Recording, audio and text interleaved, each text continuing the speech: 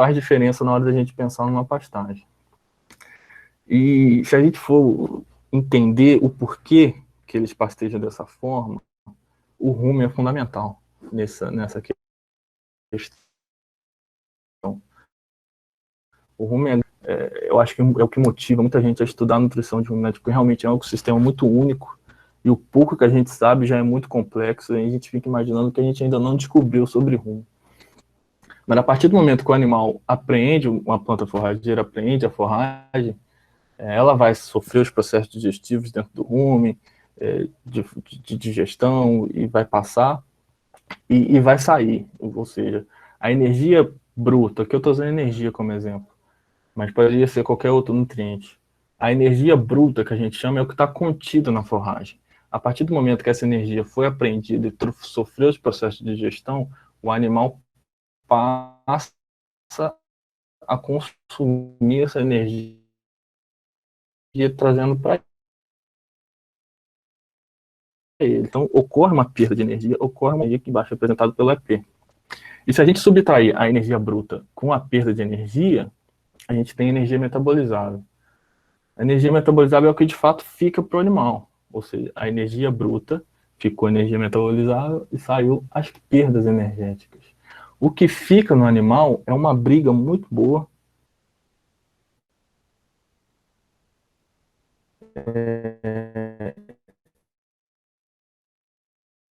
em relação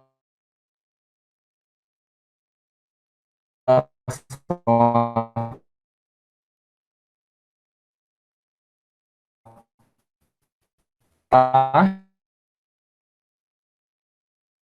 o quanto que é digerido constante, o tempo que esse alimento permanece no rumen é que vai determinar se esse alimento vai ser mais digestível ou menos digestível, ou seja, se eu vou aproveitar melhor a energia contida no alimento ou não. Números, novamente, para a gente conseguir visualizar isso melhor. Se eu assumir uma taxa de digestão constante, números hipotéticos, tá, gente? Só para a gente entender a dinâmica do negócio.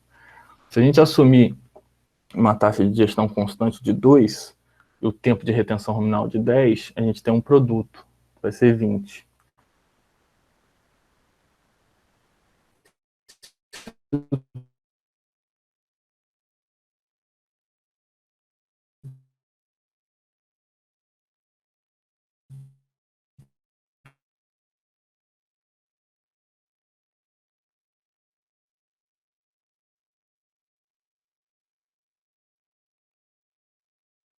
Num grande ruminante é maior, então ele consegue aproveitar melhor a energia contida nesse alimento. Só que sabendo disso ou não, os caprinos, os pequenos ruminantes de modo geral, né? Os caprinos mais do que os ovinos, inclusive. Mas de modo geral,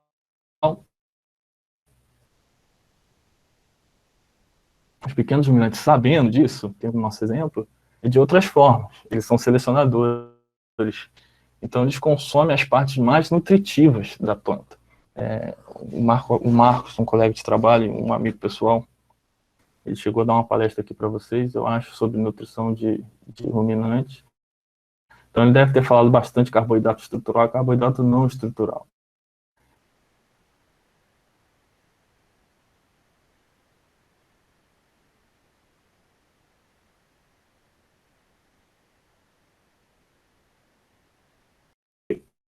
Tá, para as partes mais apicas, o animal tem no rumo. O mecanismo é o mesmo, energia bruta, perda energética, o que ficou energia metabolizável, e a briga vai ser entre taxa de digestão e tempo de retenção ruminal. Só que, considerando a dieta dessa forma, a taxa de digestão muda, ou seja, um alimento é mais nutritivo, um alimento é mais digestível, ele consegue ser digerido de uma forma mais rápida. Dessa forma, os pequenos ruminantes eles conseguem aproveitar a energia, ele consegue aproveitar a forragem da mesma forma que um grande ruminante, mexendo na taxa de digestão, ou seja, pela seleção da dieta e não pelo tempo de retenção ruminal. Então, basicamente, a dieta que o animal consome, que um pequeno ruminante consome, vai ser diferente do que um grande ruminante consome. Isso faz com que ele otimize a obtenção do nutriente. Quando for caracterizar o hábito de pastejo desses animais, e tomar as decisões quanto a forrageira, quanto ao manejo de pastagem, a gente precisa saber quais são os hábitos dele. Seleção, eu falei com vocês, os caprinos são mais selecionadores do que os ovinos, e os ruminantes dentro desses três ainda não são, a gente pode considerar que eles não são selecionadores. O pastejo rasteiro, tá errado escrito aí, é o pastejo rasteiro. Esses animais, tanto os caprinos como os ovinos, aí mais os ovinos, eles preferem pastejar plantas que ficam rentes ao solo. Eles preferem pastejar de cabeça baixa. A apreensão de forragem para eles é mais eficiente dessa forma. Então a gente precisa considerar isso na hora de formar um pasto. O pastejo em grupo é fundamental. Os ovinos fazem isso de uma forma chega a impressionar. Quando você abre uma pastagem para eles entrarem, eles vão entrar em grupo. Primeiro eles vão percorrer a pastagem para fazer um reconhecimento. Aí sim, eles vão decidir onde vão pastejar e o grupo vai pastejar em bloco. Isso é importante no manejo de pastagem. Os caprinos, eles pastejam em grupo, mas bem menos do que os ovinos. O pastejo bipedal, ou na posição bípede, os caprinos fazem isso de uma forma também impressionante e é algo que a gente pode trazer para o manejo de pastagem, é algo que a gente pode explorar para aumentar a produção de biomassa dentro da pastagem. E a fotossensibilização, realmente, fotossensibilização é um problema que atinge os ruminantes, tanto o bovino, quanto os caprinos, quanto os ovinos, só que os ovinos, eles realmente parecem ser mais susceptíveis à fotossensibilização, e a gente também precisa considerar isso na hora de pensar numa pastagem. Então vamos falar um pouquinho sobre cada um desses fatores, sobre o pastejo rasteiro, por exemplo. Quando a gente falar de pastejo rasteiro, a gente tem que lembrar das plantas forrageiras. Então tem que dar uma planta forrageira para ele, que possibilite ele fazer esse pastejo rasteiro. A gente lembra do porte das plantas forrageiras. A gente classifica didaticamente como cespitoso ereto, uma planta forrageira que o caule cresce perpendicularmente em relação ao solo. O gênero de pânico e paniceto são bons exemplos de crescimento cespitoso ereto, aí na foto, na imagem. É o capim mombaça, muito famoso, muito utilizado para pastejo, principalmente em bovino de leite.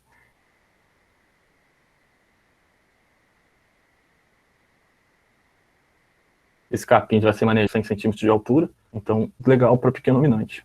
O capim maçai, que é um exemplo do gênero pânico também, é um capim recente, lançado pela Embrapa, recente, sem relativo, questão de 15 anos, 10 anos. Então tem sido muito estudado para a produção de pequenos ruminantes, principalmente sistema silvopastoril, e apresentou boas respostas, apesar do porte dele não ser tão rasteiro quanto os outros que a gente vai ver mais para frente. Mas ele tem apresentado boas respostas, principalmente em relação à produção. Ele produz bastante folha, dá para ver pela imagem. São folhas estreitas, os animais gostam, folhas estreitas e compridas, mas ele tem um probleminha com digestibilidade. A digestibilidade dele realmente é um pouquinho menor do que a dos outros capins quando comparado. E um exemplo do gênero peniceto, tá aí o famoso capim-açu, está sendo bem falado ultimamente, é um capim-elefante. Os capins-elefantes são exemplos de crescimento cespitoso ereto, só que não para pastejo, né? Existe também o hábito de crescimento cespitoso prostrado ou decumbente, onde os colmos crescem encostados ao solo e só se erguem no último terço do perfil. Um bom exemplo, e clássico exemplo, é a Urucloa decumbens, a Braquiária decumbens, ou a braquiarinha, que a gente conhece popularmente. Ela realmente apresenta esse crescimento prostrado, que a gente fala, que ela inicia o crescimento dela rente ao solo, mas quando chega no terço final, ela sobe, ela joga as folhas para cima. É uma estratégia para buscar sol, inclusive, dessa planta. Ela é adaptada a diversas condições, a gente vê que parece que está até na areia. É uma planta que realmente é pouco exigente, mas ela não é muito indicada, apesar do porte dela ser favorável, ela não é muito indicada para pequenos ruminantes, justamente pelo caso da fotossensibilização. O crescimento estolonífero, esse realmente a gente prefere para pequenos ruminantes, crescimento estolonífero. Os ramos rasteiros superficiais enraizam-se nos nós, que estão em contato com o solo, originando novas plantas em cada nó. O gênero sínodo é muito famoso, muito conhecido como crescimento estolonífero. Didaticamente é isso que acontece, gente. É isso que eu falei aqui em cima.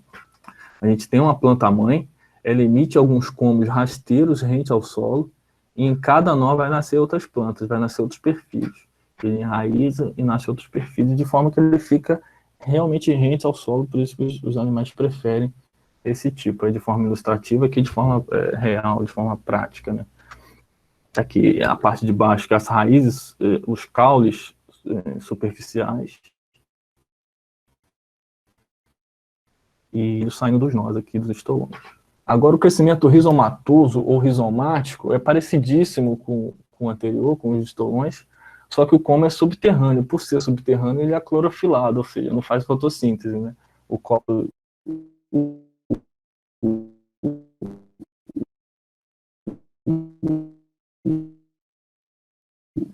O gênero Sinon também apresenta algumas cultivares que têm esse crescimento rizomatoso.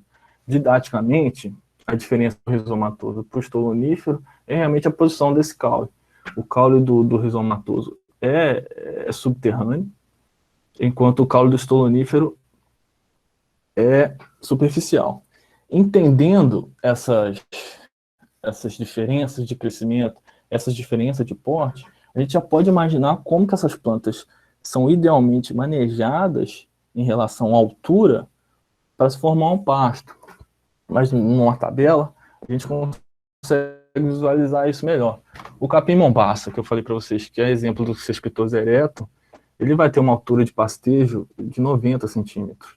E do capim maçai, que também é um exemplo de cespitoso ereto, a altura de entrada de um pasto dele é de 55 centímetros. Quando a gente fala altura de entrada, gente, é a altura que foi correlacionada com 95% de interceptação luminosa, ou seja, com 90 centímetros, o capim mombaça só deixa passar 5% de luz até o solo. Isso representa que ele está uma pastagem fechada, que ele tem bastante folha para interceptar a luz. Quando a gente chega nessa interceptação luminosa de 95%, a gente preconiza, a gente diz, correlaciona que o capim está pronto para ser pastejado. É um momento ideal entre produção e qualidade para o capim ser pastejado. Então o maçai, apesar de ser um pânico, ele tem um porte mais baixo, ele apresenta essa interceptação luminosa em decorrência do porte dele em 55 centímetros. Diferentemente da Brachiaria decumbens, que é a de crescimento decumbente, que eu dei como exemplo para vocês, ela tem uma altura de manejo entre 30 e 25 centímetros, e a altura de pós-pastejo, que é a altura de saída do pasto. Antes a gente respeitar essa altura de pós-pastejo, porque é nesse resíduo do pós-pastejo e que as plantas fazem as reservas nutricionais para elas poderem rebrotar. Se eu tenho uma situação de super pastejo, esse resíduo de pós-pastejo de 15 centímetros vai virar 5, vai virar 3, e você vai eliminar as reservas energéticas da planta para ela dar o vigor, para ela rebrotar. Ou seja, você entra num processo de degradação de um pasto. O Tifton, que é exemplo do estolonífero e do rizomático, o Tifton 85 no caso é estolonífero, ele vai ter uma entrada de pré-pastejo de 25 centímetros e uma entrada de pós-pastejo em 10 centímetros. Então, se a gente considerar a capacidade seletiva desses animais, que eu já mostrei, exemplifiquei para vocês o porquê que eles selecionam, e se a gente considerar que eles têm um hábito de pastejo rasteiro, da gente, diante desses dados, saber qual planta é a mais indicada para ele. Não é que o maçai é mais indicado, não é que o tifton é mais indicado. São plantas com porte baixo, são mais indicadas para esse tipo de pastejo, que a gente respeita a vontade e o hábito desses animais de pastejo rasteiro. O maçai, apesar de ele estar com 55 centímetros, realmente pode ser uma altura que para pequeno ruminante pode ser repensado, mas ele realmente apresenta bons resultados até então nessas condições e tem sido indicado para pequenos ruminantes justamente pela produtividade. Ele produz muito bem. O Tifton é conhecidíssimo em qualidade nutricional e qualidade produtiva. A decumbens, se a gente pensar nesse critério de porte, ela seria indicada, mas eu falei para vocês que o gênero braquiário, de modo geral, e a decumbens especificamente, ela está correlacionada com fotossensibilização. Então a gente tem que rever. Então não é recomendado utilizar braquiária decumbens para pequeno ruminante. Quanto ao pastejo em grupo, se a gente também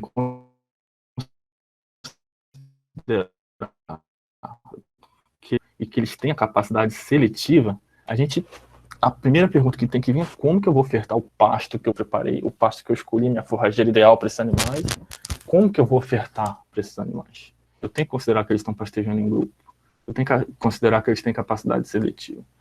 Então, eu trouxe aqui 2 manejos de pasto básicos, e são bem extremos, assim, que a gente pode comparar. Dentre eles, existem algumas variações, e que podem otimizar ou pode prejudicar o pasto, isso é muito circunstancial. Mas o pastejo contínuo é bem famoso, bem conhecido, é o método mais fácil, mais prático, mais difundido de pastejo.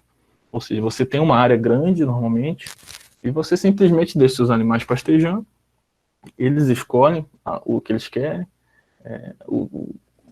tanto a qualidade quanto o local de pastejar. E se a gente considerar que esses animais têm capacidade seletiva e pastejam em grupo, não é difícil preconizar qual vai ser o comportamento desses animais, por exemplo. Se a gente colocar um grupo de ovinos num pastejo contínuo, eu falei para vocês que eles vão entrar, vão reconhecer o pasto, vão ver onde que agrada mais a eles. Eles vão iniciar o pastejo em grupo, em bloco, eles realmente andam em bloco. Então eles vão percorrer a pastagem contínua, dependendo do dia, dependendo do número de dias, eles vão chegar a um ponto X. Depois eles chegam lá no ponto X. A forrageira que eles vão encontrar lá do outro lado do pastejo é totalmente diferente da que eles encontraram quando eles iniciaram a pastejar. E a forrageira que eles iniciaram a pastejar, ela está com 8, 10 dias de rebrota, ou seja, folhas novas, folhas vigorosas, folhas mais nutritivas. Esses animais são seletivos. Eles vão simplesmente deixar aquela forrageira mais passada lá do lado e vão voltar para as forrageiras que estão de rebrota. Isso fica cíclico.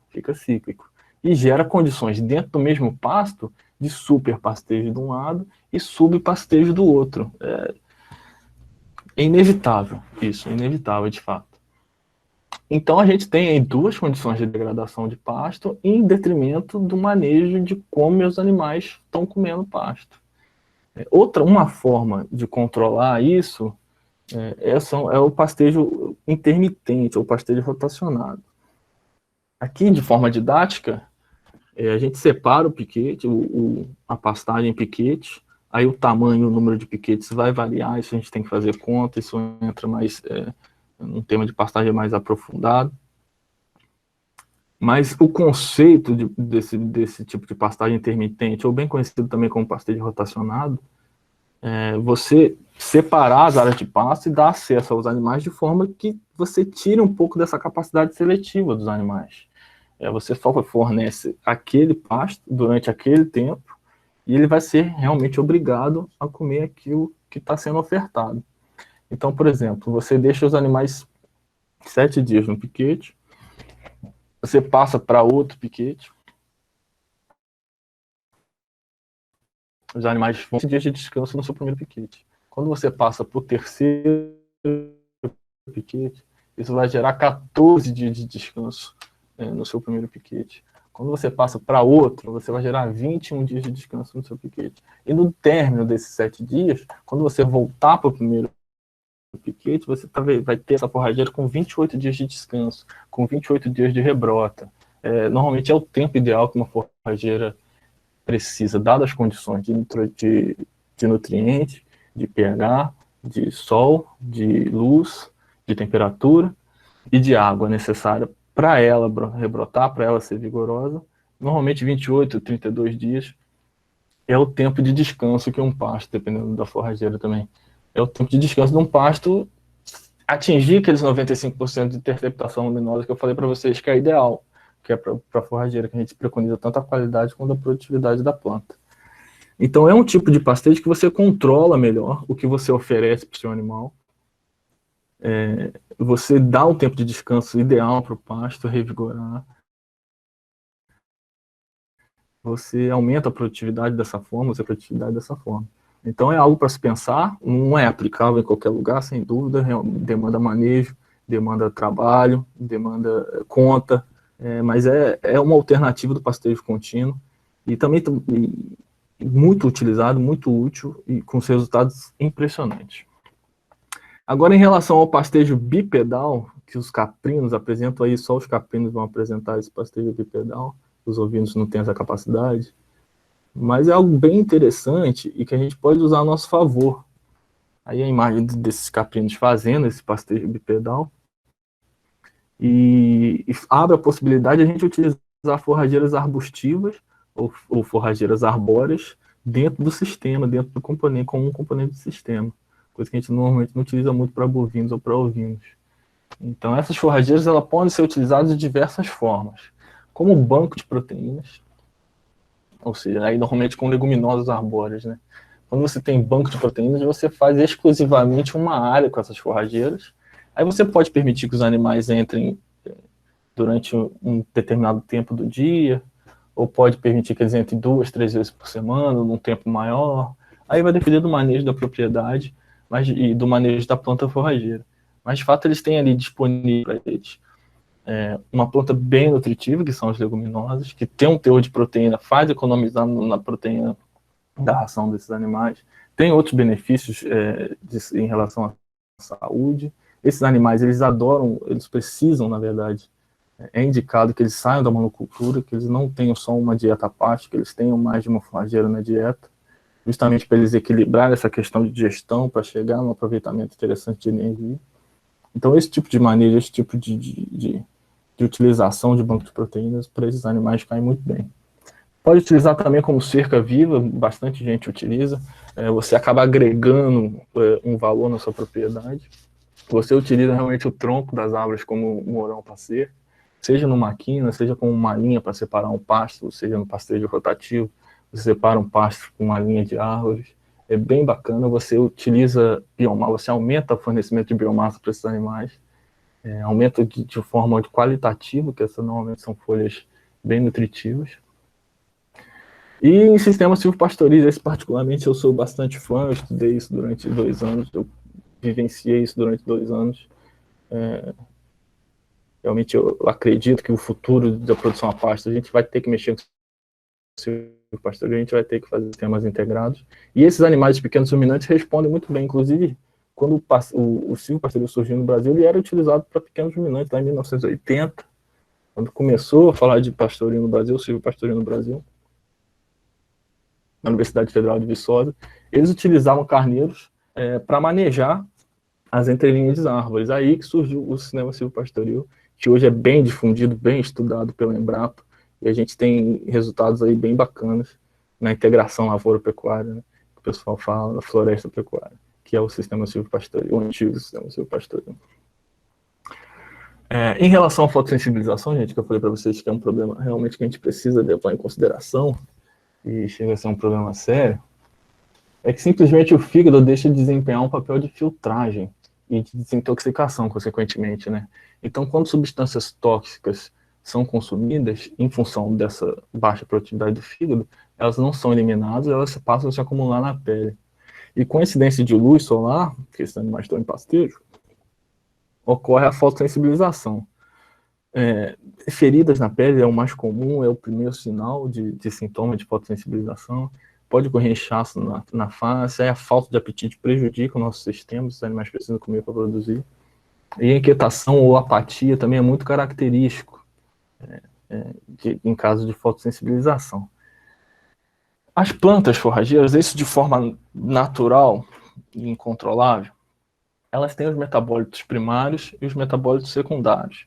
Os metabólitos primários são produtos do metabolismo dessas plantas. A gente estudar fisiologia vegetal, a gente vai ver que elas vão ter o metabolismo, elas vão ter aquelas rotas bioquímicas, e os produtos dessas rotas são os metabólitos primários e secundários. Os primários são mais conhecidos da gente, são proteínas, carboidratos, lipídios, elas realmente de deposição ou de produção de metabólitos primários. A gente pode arriscar que uma leguminosa vai ter em torno de 17%, 15% de proteína, que um milho vai ter 7%, 8% de proteína, que uma forrageira, um Tifton, por exemplo, manejado com 28 dias de idade, ele vai ter por volta de 11%, 12% de proteína. À medida que ele vai aumentando, esse teor de proteína vai diminuindo. Então, isso a gente pode preconizar, a gente pode predizer em função dos padrões de deposição desses metabólitos primários. E são mais abundantes nas plantas também. Agora, os metabólitos secundários, eles são pouco estudados, às vezes pouco difundidos, mas existem e podem causar algumas coisas graves nos animais, dependendo da situação. Mas eles são importantíssimos para as plantas, se a gente tem uma visão mais para a planta, porque normalmente eles estão correlacionados com o mecanismo de defesa nas plantas. Por exemplo, Os taninos são comuns, são conhecidos como produção de plantas. As leguminosas produzem bastante tanino. Os taninos têm ação benéfica para o animal, dependendo da dose, dependendo do tanino. Tem bastante gente que estuda isso. Os taninos podem apresentar algum efeito antiomítico de endoiacamente, ele vai agir ali nos endoparasitas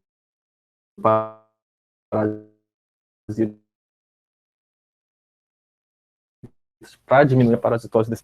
Ele pode se complexar, ou seja, quando ela está no rumen ali, essa proteína não é liberada, mas quando ela atinge um estômago ou um intestino, que o pH é menor, ele vai liberar essa proteína para absorção, aí a famosa proteína bypass. Existe muita gente que faz trabalhos químicos para proteger a proteína de degradação ruminal. O tanino faz isso muito bem, quando os animais consomem essas plantas com rica em tanino. Só que as plantas produzem tanino porque tem um efeito antinutricional, tem um efeito anticonsumo. Normalmente plantas com altos teores de tanino, ela tem baixo consumo. O animal não gosta de consumir essas plantas. Então, é um mecanismo de defesa das plantas. Outros compostos de metabólito secundário famosos são os terpenos. Os terpenos são compostos aromáticos. Eles são muito utilizados em indústria de cosmético, para pegar a essência de plantas e utilizar de forma aromática, de fato, né? E as plantas utilizam a produção desses terpenos para atrair os predadores dos predadores das plantas, ou seja, atrai um besouro que vai comer uma lagarta, e sucessivamente. Elas utilizam esses terpenos justamente para esse mecanismo de defesa. E as saponinas também reduzem o consumo dos animais, em plantas com saponinas. E a saponina tem uma característica interessante, que ela gera uma espuma densa e persistente dentro do rumen dos animais. Ou seja, a espuma chega a ser tão densa e tão persistente que ela chega a obstruir a saída de gases do rumen. Então isso vai gerar um acúmulo de gases de acordo com a fermentação e pode gerar um quadro de timpanismo em função das saponinas. Mas as saponinas também é o principal composto apontado como causa de fotossensibilização nos animais. E os gêneros Brachiaria, as plantas do gênero Brachiaria, de modo geral, elas são apontadas como ricas em saponinas e que pode prejudicar. Só que o padrão desses metabólitos secundários, eles não são bem conhecidos e são muito variáveis. Como a planta utiliza isso como composto de defesa, por exemplo, uma mesma planta, se variar a altitude, se variar a temperatura, se variar nutrientes, ela vai apresentar um padrão de deposição de metabólitos secundários totalmente diferente. Então, pode ser que em ocasionalidades, isso ocorre muito, muita gente fala, eu tenho um animal em pastejo de decumbes e não gera fotossensibilização, nunca teve. Que bom que nunca teve, realmente as suas condições possibilitam isso. Mas na hora da gente formar um pasto, na hora da gente pensar numa pastagem para esse tipo de animais, a gente tem que reduzir os riscos do negócio dar errado. Do negócio no sentido administrativo mesmo, no sentido de investimento. E você colocar uma braquiária em uma forrageira desse porte, você está assumindo um risco que ela pode intoxicar seus animais, ela pode dar uma questão de fotossensibilização. Então, realmente, a gente não indica como precaução. Realmente, braquiária, decumbes e do gênero Uruclo, de modo geral, para pequenos ruminantes, a gente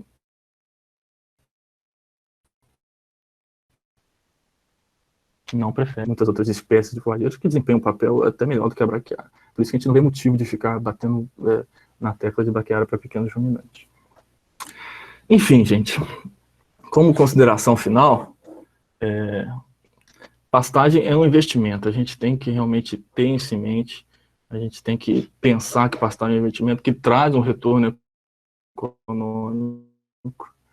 Saber onde investir e em que momento investir. Se a gente considerar aqueles fatores limitantes de produção, o momento de investir, onde investir, será que eu estou com o pH do meu solo bacana?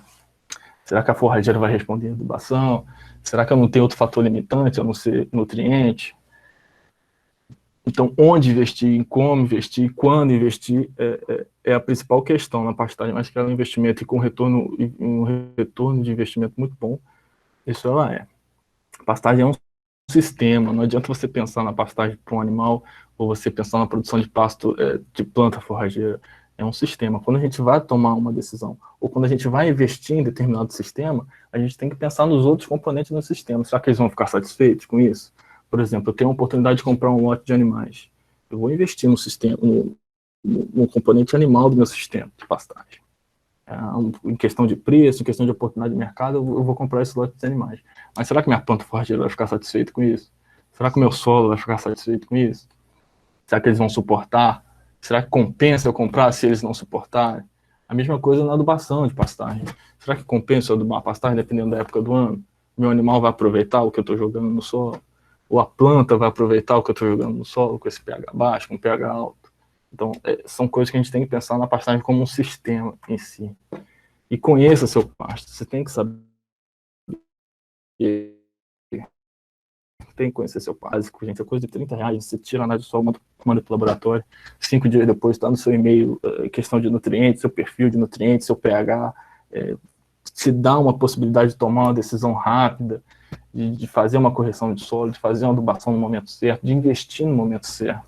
Conheça seu pasto, a produção do seu pasto, sua planta forrageira, o quanto que minha planta poderia produzir, o quanto que minha planta está produzindo, o quanto que meu sistema poderia crescer só com a planta que eu tenho, quanto que meu sistema poderia crescer se eu implantar um banco de proteína, se eu implantar um sistema silvopastoril. Conheça seu pasto, é fundamental. E mais fundamental que conhecer seu pasto é saber quem e como irá consumi-lo. Que aí realmente a gente tem que trabalhar no manejo de forragem, no manejo de pastagem.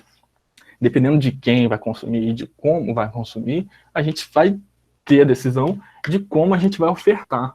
Então planeje como que você vai distribuir seu pasto, como que você vai oferecer seu pasto para quem irá consumi-lo, de forma que não prejudique nenhum componente do sistema, nem solo, nem planta, e muito menos o animal, que é o que nos dá retorno econômico. Pois bem, gente, é isso que eu tinha separado para a gente conversar aqui, essas particularidades sobre pastagem, sobre pequenos ruminantes.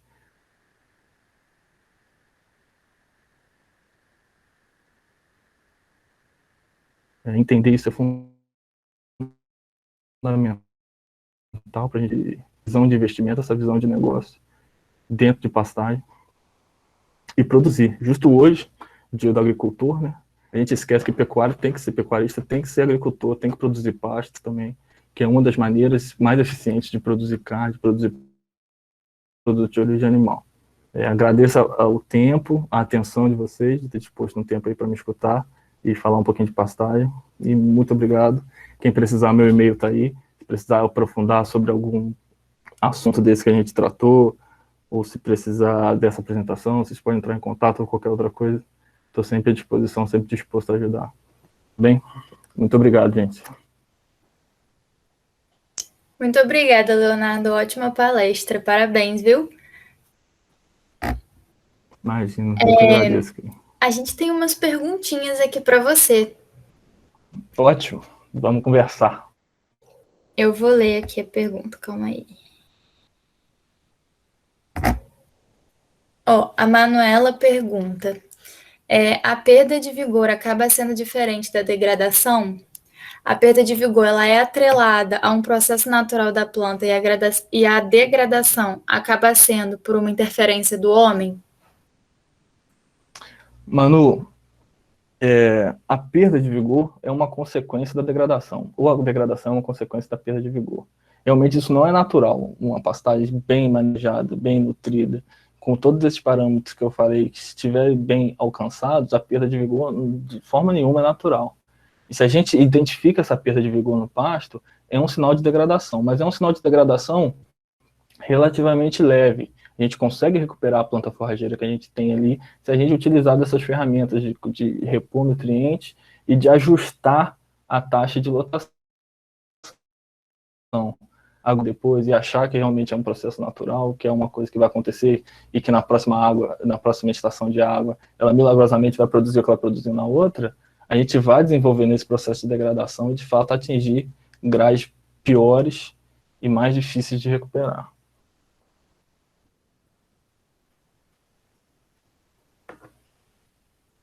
Eu não estou te escutando, Luísa.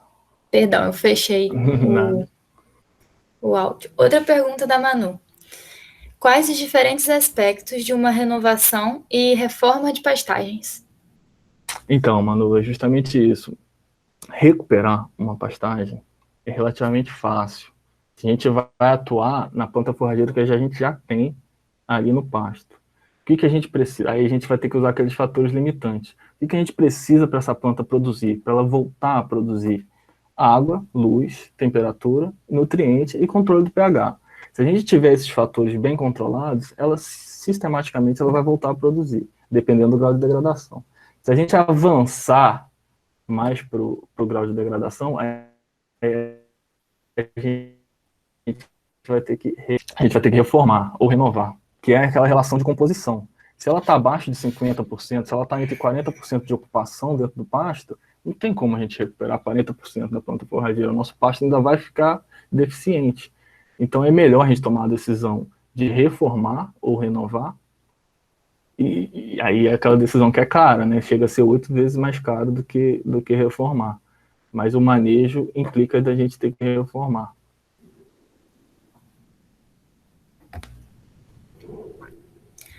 Próxima pergunta é do Breno. Em um sistema de pastejo intermitente, qual seria o tempo indicado para a recuperação do solo e pastagem? Breno, essa é a pergunta que todo mundo quer descobrir. Acho que é a pergunta de R$1 milhão que vale. É uma loteria, realmente. Eu não gosto de falar de tempo, porque é muito variável. Se a gente considerar os fatores de alimentação, eu posso falar para vocês 28 dias, 30 dias, que é normalmente o que o pessoal fala aí para fora, para a gente ter uma noção de tempo, né? Mas se nesses 28 dias não chover, a planta não vai produzir. A água é um fator limitante. Então, 28 dias ela vai estar recuperada? Não vai estar recuperada. Então, o ideal mesmo, é a gente achar essa interceptação luminosa. Só que isso não é fácil, necessita de um aparelho, a gente utiliza muito isso para pesquisa. Então, nesse sentido, vai muito de conhecer seu pasto, vai muito no bom senso. Você vai ver, aí eles utilizam muito a altura de entrada e saída. Isso realmente dá um bom resultado, já é melhor do que dias. Porque se a planta realmente não chegar, ter os 28 dias sem água, ela não vai chegar aos 50 centímetros do maçá, ela não vai chegar aos 90 centímetros do mombaço. Então, você utilizar a entrada e saída é bacana para você tomar a decisão de quando entrar e quando sair. Mas isso tudo vai variar na época do ano, vai variar com a planta forrageira que você está utilizando e vai variar com o sistema de produção que você tem.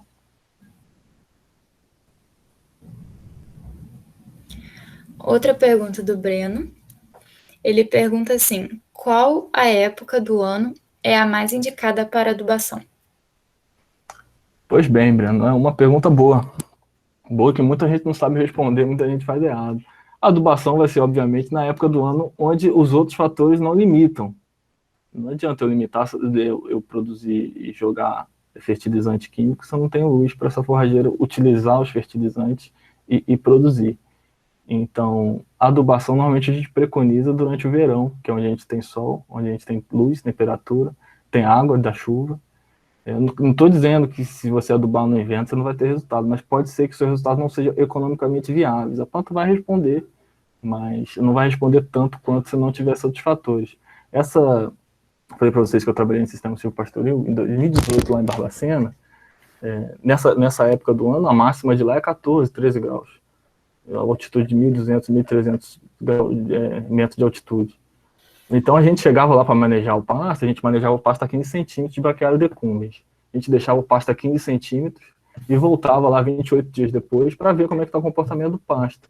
A gente passou 4 meses, esses 4 meses de inverno, sem mexer no pasto, porque o pasto não saía de 15 centímetros. A gente tinha adubado, mas o que faltava? Era o mês de inverno, faltava luz, faltava temperatura, era o principal limitante lá. A temperatura que a planta, braquiária decumbens, por exemplo, que ela precisa para produzir, a temperatura mínima para ela ter uma atividade metabólica, são 18 graus Celsius. Então, se a gente não atingir esses 18 graus Celsius em algum momento do dia, ela simplesmente cessa o crescimento. A gente chama de crescimento vegetativo. Ela fica ali esperando que chegue essa temperatura para ela produzir. Então, se a gente fizer uma adubação nesse momento, não adianta, a gente está jogando adubo no solo e vai ocorrer aquelas perdas por lixiviação e volatilização, ou seja, está jogando dinheiro fora. É interessante você saber os fatores limitantes e atuar quando não tem fatores limitantes, ou seja, a luz e a temperatura. Então, nesse sentido, adubar no verão é corretamente melhor. Mas para corrigir, você tem que corrigir 60 dias antes, então você chega a pegar uns meses de inverno, questão de calagem.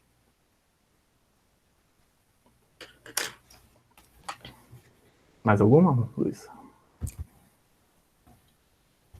Sim, Manuela mandou mais uma agora. Eu vi. Em cima dessa resposta, há um tempo máximo de tempo vegetativo e até quando ela aguenta? É uma boa pergunta, Manu, mas eu acho que não existe, não. Acredito que não existe esse tempo máximo, porque apesar dela estar no crescimento nessa fase vegetativa, que eu falei que ela está com os parâmetros metabólicos, ela está paralisada, de fato, ela consegue se manter ali porque ela tem reserva energética, ela tem reserva no caule, ela vai ter reserva na raiz, ela consegue absorver alguma coisa no solo. Só que fatalmente, daqui a 3, 4 meses, vai vir água, vai vir luz, vai vir temperatura. Se não vier, aí é preocupante, que realmente a gente não tem verão, não tem primavera. É preocupante até pra gente, né? Mas para a planta vai vir, ela aguenta os meses de seca sem problema nenhum, e quando vem esses fatores limitantes, ela volta de forma impressionante, inclusive. Principalmente essas mais resistentes a essas condições intemperáveis.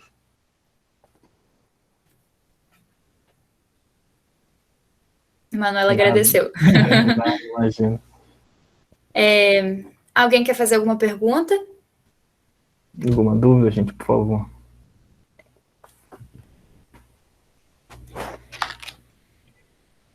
Podem mandar no chat ou podem falar também.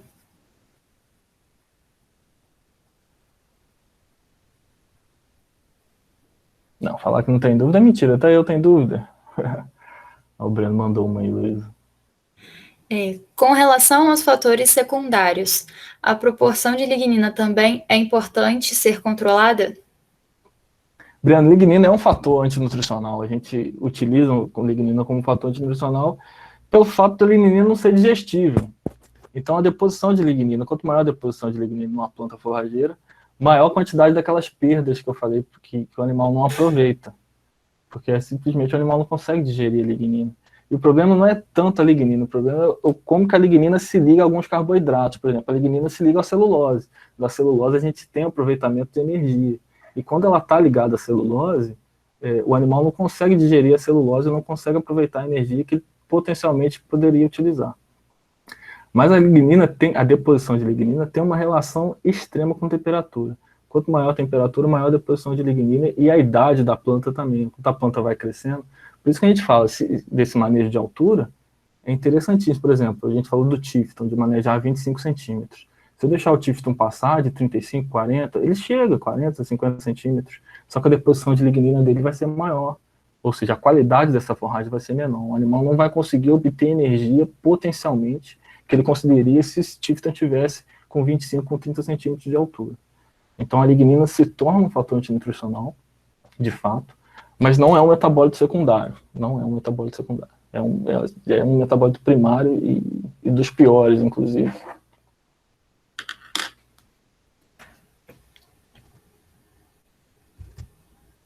Mais alguém?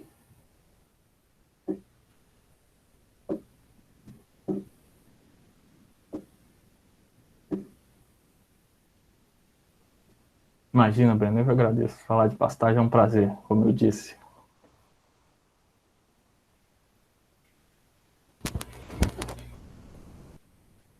Se não tem mais nenhuma pergunta, gente, preciso avisar. Não esqueçam de assinar a lista de presença, que com ela vocês vão receber o certificado de vocês. E a gente tem um sorteio aqui hoje. Um sorteio de um pote de ração mais uns petiscos. Bom, hein? Aí eu vou pedir para você escolher um número, Leonardo, do número, peraí, entre 1 e 22.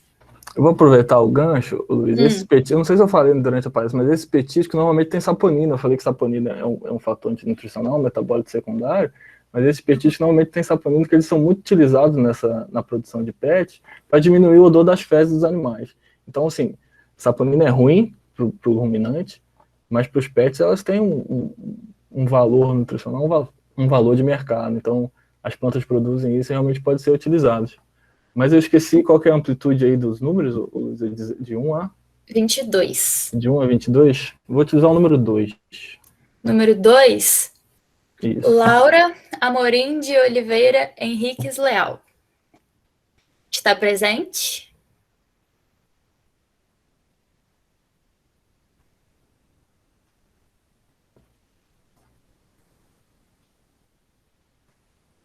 Laura não tá aqui. Você pode escolher outro número? Posso, claro, eu vou escolher um, então. Matheus. Matheus Viana.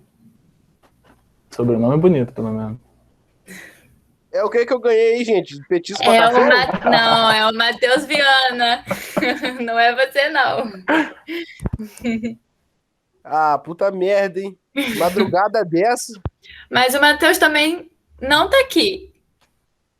Não tá também? Não. Então vamos para os números mais altos. Esse pessoal foi dormir no meu papo. Vamos para o número 19. Então muito parabéns. Primeira vez que eu ganho, tá? Tá vendo? Depois de 3 tentativas, né, deu certo. Muito obrigada. Imagina. Perfeito, então, tá isso? E amanhã, avisando também, a gente vai ter outro sorteio de fim de ciclo. Hoje termina nosso ciclo, né? E vai ter um sorteio de... Calma aí que eu já esqueci, gente. Uma camisa G masculina das competidoras campistas e um balde armazenador de ração. O sorteio vai ser pelo Instagram ao vivo. Eu acho que é isso.